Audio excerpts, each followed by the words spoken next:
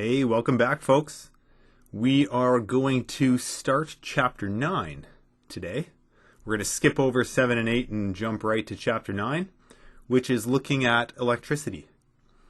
The notes are kind of strange here to start. I would typically have, if we were in school, which I wish we were hanging out together, but that's another story. If we were in school, I would have just spent the past 20, probably 30 minutes, let's be honest. I'd go off on some tangents, get distracted like I do. I probably would have spent the last 30 minutes talking about static electricity and telling stories and just taking way too much of your time for right now.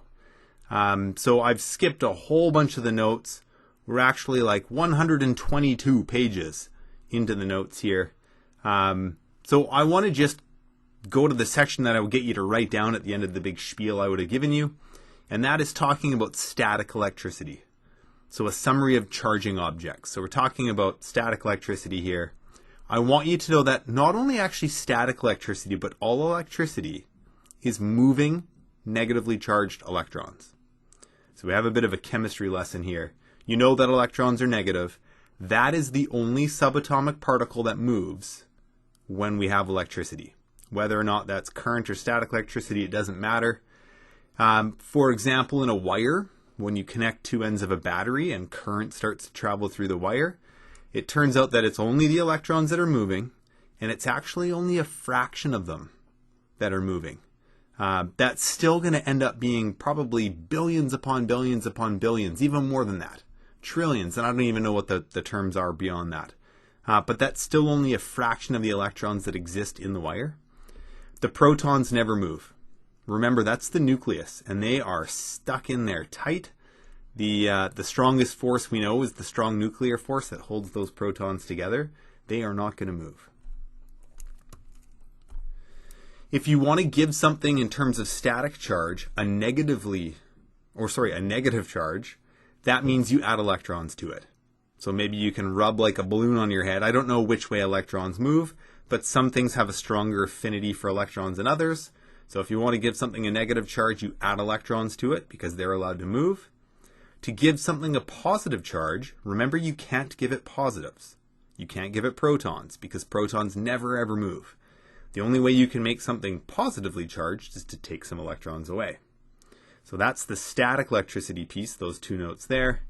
And then here's the current electricity, and you do have to know the current electricity piece, so this one's important here. We're going to see it on a diagram in a moment, but you do need to know this one. When we're talking about electric current, it actually turns out that what is actually happening is electrons are going from the negative terminal in a battery.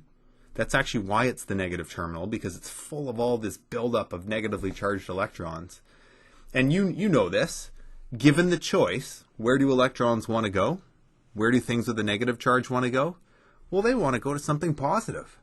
So the electrons are all piled up in the negative terminal of a battery, and if you give it a chance, like you connect a wire between the two terminals, then those electrons will flow to the positive side, and then some chemistry that you'll learn in grade 12 grabs those electrons once they get to the positive terminal, and it actually deposits them back in the negative terminal and locks them in there. So the electrons go from negative to positive. That's what's actually happening in a circuit. So I'll just put a little note here. That movement, electrons going from negative to positive, actually occurs. And it turns out that way back when, Benjamin Franklin, before we knew about electrons, he knew that something was moving to cause current electricity. And he had a 50-50 shot at guessing which way things moved. Do they go from the negative to the positive, which is what they actually do? Or are things, because they didn't even know about electrons, are things moving from the positive to the negative? And it turns out that he guessed wrong. That is one of physics' big mistakes, is Benjamin Franklin's guess. But because he did so much for physics and for science, we actually honor that mistake, and we call it current, or conventional current. So if you hear people talk about electrical current, they're actually talking about things going from positive to negative, which is actually not true. There is no particle or thing going from positive to negative. We are simply honoring a mistake there, which is kind of weird. So this top note, maybe I'll put it in there. This is just honoring a mistake from a very important fellow in physics. Why didn't we just say, hey, Benjamin Franklin got it wrong? It's actually electrons going from negative to positive. I don't know. It would have been easier to do that. But, hey, one more thing for us to remember, we can do it. So let's talk about bits and pieces of current electricity. Current itself is the amount of charge passing by a point in a circuit per second. And what I want you to think about right now is this thing called charge. We're going to talk about this a lot. It might be a little bit confusing for the moment. But this thing that we call charge is actually, whoa, sorry about that. Formatting just changed. This thing that we call charge is actually groups of electrons. Maybe I'll even say this, groups of lots of electrons. Turns out there's so many individual electrons moving that we don't like to talk about that. We instead talk about these groups, huge groups of electrons, and those huge groups of electrons that move are actually called coulombs. And we'll see that in a moment. You don't need to know how many electrons are in a coulomb, just know that it's lots. It's a huge number, and I think it shows up somewhere here in the notes. So current is how many of these groups of electrons are passing a point per second. The symbol for current is a capital I. The equation that you sometimes use with current is I is equal to Q divided by T. And it's a little bit hard with that font to see, so maybe I'll rewrite it here. I equals Q divided by T. And the key is when you see the word charge, we're talking about that little Q. So that is charge, and it's measured in coulombs. These big bundles of electrons. You've got time, simply measured in seconds. So it's counting how many of these big bundles of electrons are moving past a point per second. Some of you might know what the units are. The units are amps. So 1 amp is equal to 1 coulomb passing by a point per second. Something like the breakers in your house are probably rated, a lot of them, for about 15 amps. So that means they'll handle, those wires, they'll handle up to 15 coulombs per second moving through them. And it turns out the more coulombs that move through wires, the warmer those wires get. And we limit the flow to either 30 amps or 15 amps more commonly, because we don't want those wires to melt in the walls and start a fire. That would be a bad place to have a fire start in your home.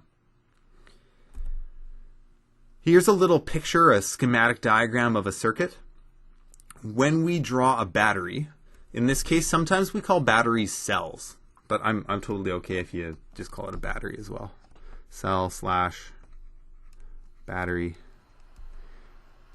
You will need to know that the symbol for a battery is a big line and a small line, and the longer line represents the positive terminal, the smaller line represents the negative. So you do need to know that, because I might ask you a question like this one. I might get you to label which way current flows. We know current was Benjamin Franklin's incorrect guess. It goes from positive to negative. And electrons, they're piled up in the negative terminal. I like to remember this one. I find it easy. It's the negative terminal because it's full of electrons, and given the chance, they want to zoom around the other way to get to the positive side. Squiggly lines represent resistors.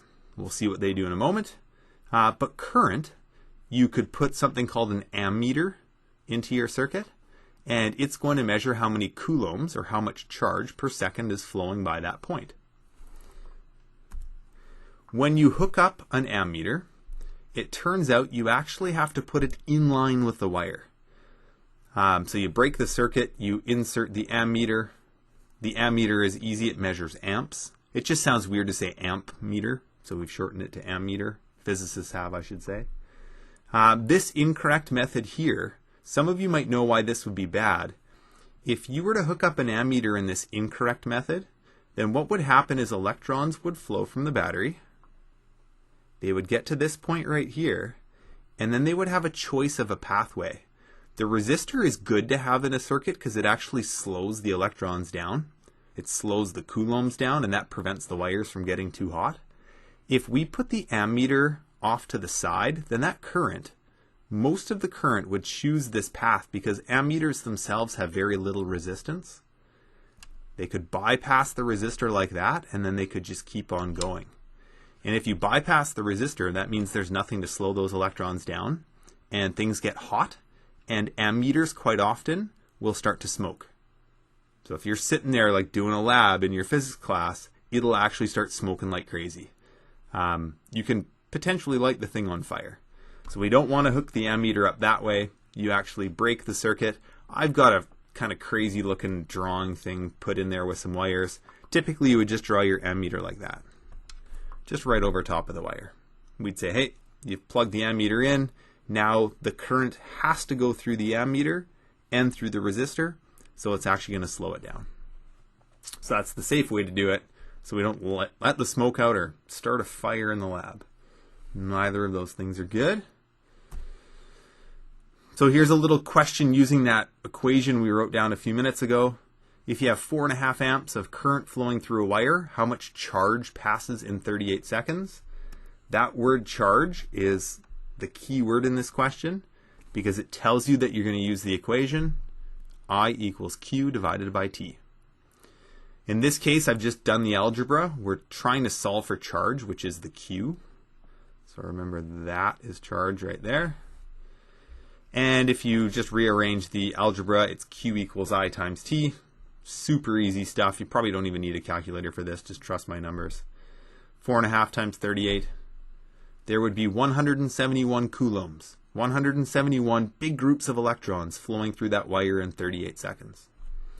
Just to give you an idea, 171 coulombs, you don't have to write this down. Anything you see show up in these purple boxes, don't write it down. There is how many electrons are in 171 coulombs. So when I said, hey, a coulomb is lots of electrons, I wasn't kidding. Because if you took that giant number and divided by 171, you'd figure out how many electrons are in a single coulomb. Let's just say it's a big number. We'll leave it at that. Voltage is how much energy the coulombs have. Sometimes people like to talk about kind of water systems. We would talk about that being like the push, how much pressure is in the hose, where current was sort of the flow rate of the water in the hose. So those coulombs that are racing around in a circuit, they can carry a certain amount of energy. Sometimes they'll carry lots of joules, sometimes they'll carry a small amount of joules, and that's called voltage. So the symbol for a voltage, or symbol for voltage, is a capital V. The units are volts as well. 1 volt represents 1 joule being carried per 1 coulomb. So if you have a graphing calculator with little like AA or AAA batteries in it, those are 1.5 volt batteries. So that means every one of the coulombs that flows out of those batteries is carrying 1.5 joules. The little brick style batteries, the kind you can stick your tongue on, some of you might know what I'm talking about, the kind that are in smoke detectors that look like this, little 9 volt batteries. That means the 9 volt battery is giving 9 joules to every coulomb. It's giving them more energy. So you don't have to write that down. I'm actually just going to skip right over it. To measure voltages, you actually hook up your voltmeter in parallel the way that we said not to connect the ammeter. So you actually do clip it on either side of the resistor.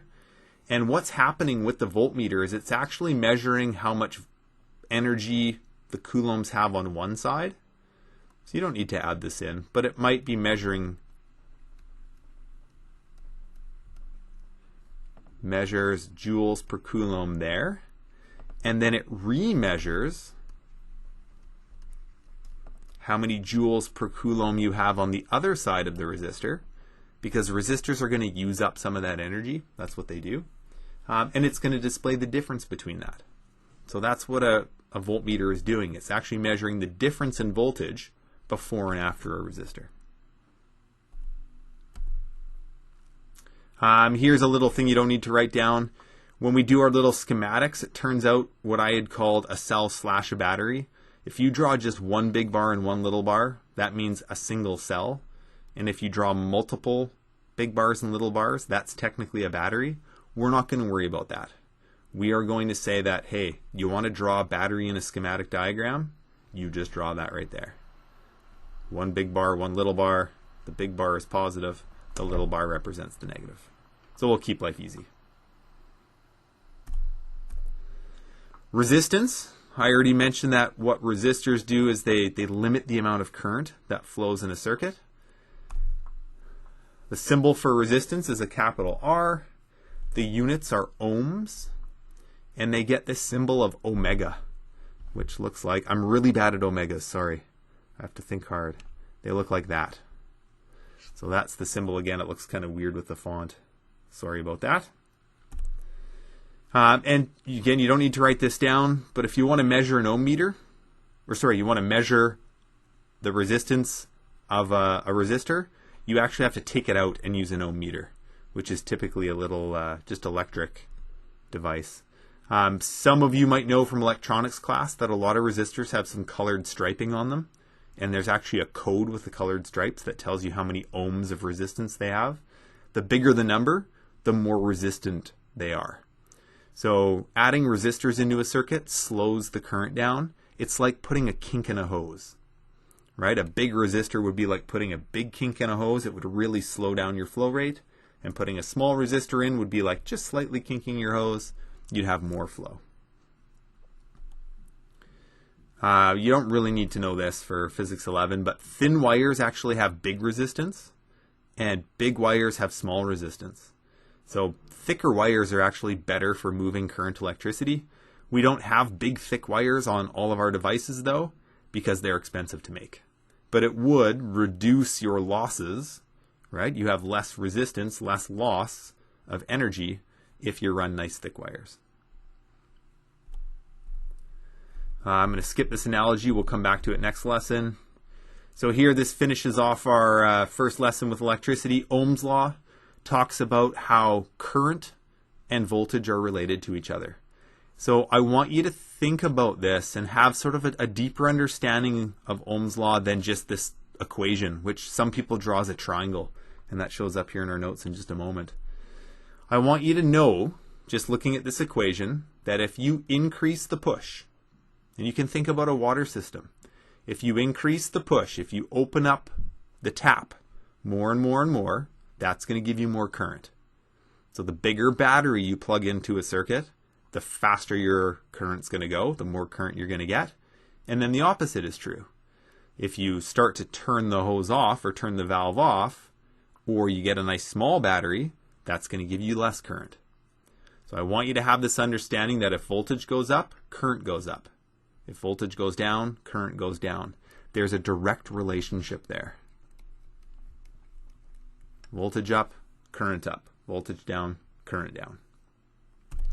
Now it turns out, because we divide by resistance in this equation, that it's actually the opposite. If you increase the resistance in a circuit, if you put a big kink in the hose, that's going to give you less current. And if you take the kink away, if you have less resistance, then that's going to give you more flow, more current. So there's actually an inverse relationship here between resistors and current flow. Now resistors, I will throw this in, resistors don't have any impact on voltage. The only thing that changes voltage is if you change the battery.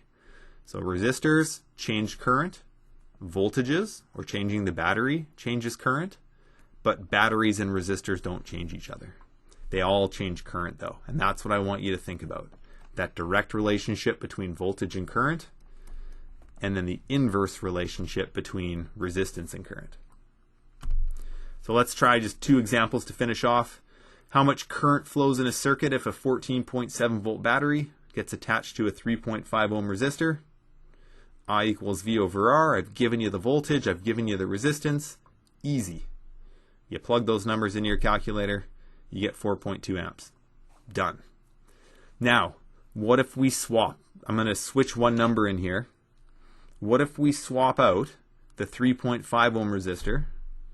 Oh, sorry, we're changing both the battery and the resistor. We've changed the battery. It's a little bit smaller, 4.25 volts.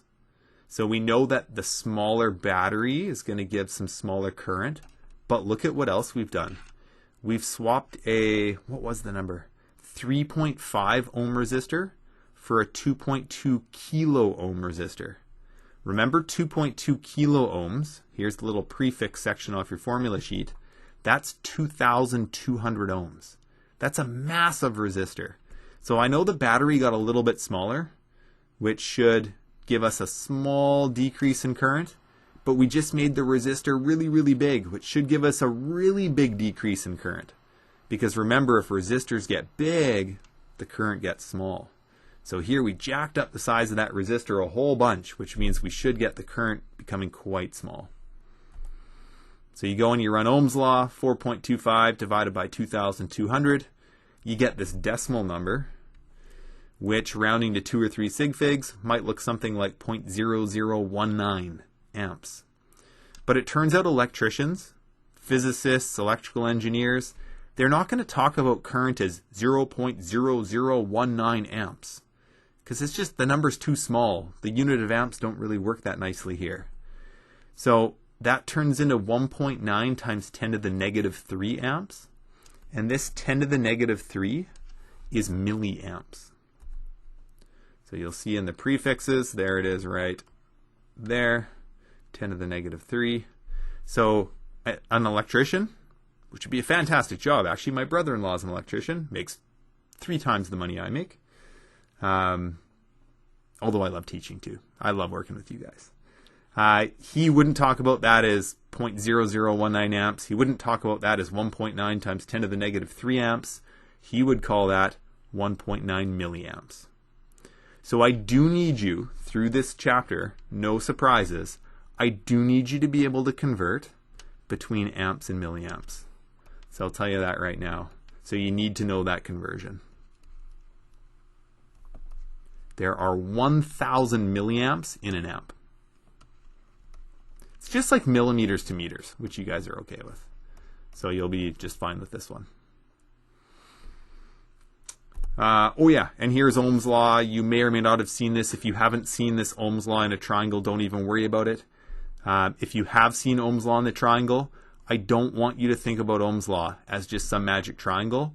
I want you to think very carefully, like we did with this second example, about how changes in voltage will change current and how changes in resistance will change the current. Because it turns out as we move through this chapter, the next couple of lessons, having that sort of more intimate knowledge of how Ohm's law works is going to make or break you for some of the questions we look at in future lessons.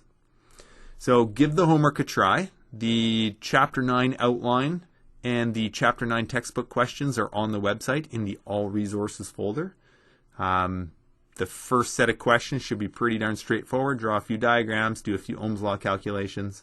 If you have any questions about this lesson or any questions about the practice or homework questions themselves, please join me for Zoom meetings. Otherwise, you can try out the homework and hit up video 2 as soon as it's online.